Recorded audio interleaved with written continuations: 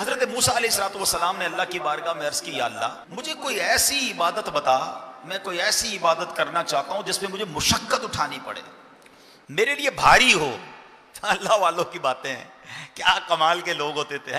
ہم کہتے ہیں یار مولوی صاحب کو ایسا طریقہ بتاؤ محنت نہ کرنی پڑے۔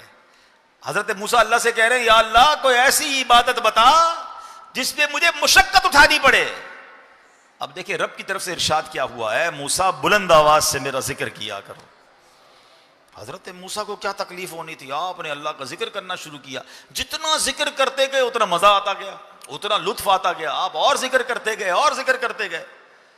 اللہ سے عرض کی یا اللہ میں نے تو تجھ سے عرض کیا تھا مجھے کوئی ایسی عبادت بتا جس میں مجھے تکلیف ہو، مشقت ہو، ڈیفیکلٹی ہو، میں تو ذکر کیے جا رہا ہوں، مزے کو مزہ آ رہا ہے۔ ارشاد ہوا اے موسیٰ یہ تو آپ پر میری مہربانی ہے کہ آپ کو میرے ذکر میں لذت آتی ہے، ورنہ فرعون کو دیکھیے اس نے اپنا تاج و تخت، قوت و سلطنت سب برباد کر لیا، دریا میں غرق ہو جانا منظور کر لیا، مگر ایک مرتبہ بھی میرا نام اپنی زبان پر لانا گوارا نہ کیا۔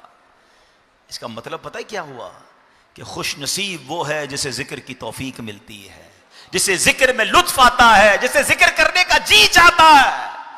ورنہ آج کے دور میں تسبیح بڑی بھاری لگتی ہے، اٹھتی نہیں ہے تسبیح، فوراً جیب میں رکھ لیتا ہے انسان، موبائل چھوڑنے کا جی نہیں چاہتا۔ موبائل ذکر کرنا ہے تو موبائل چھوڑنا پڑے گا نا، نہیں میں تھوڑا اور موبائل میں لگ جاؤں، تھوڑا اور ٹی وی، تھوڑا اور معاذ اللہ فلمیں ڈرامے، دوستوں کی گپ شپ چھوڑنے کا جی نہیں چاہتا۔ ایک تو منہ میں پان گٹکا نہ جانے کیا کیا آپ رکھتے ہیں کہ جناب وہ نکالیں گے تو ذکر کرو گے نا۔ امیر اہل سنت بڑی پیاری بات فرماتے ہیں، آپ فرماتے ہیں پان اینٹی درود ہے، اس لیے میں پان نہیں کھاتا، کیونکہ منہ میں جتنی دیر پان ہوگا اتنی دیر درود نہیں پڑھ سکوں گا۔ اپنے آپ کو بیزی ایسا کر لیا ہم نے کہ اب ذکر و درود پڑھنا مشکل ہو گیا ہے۔ تو نہ کریں میرے پیارے اسلامی بھائیوں، اپنے آپ کو ان فضولیات سے بچائیں۔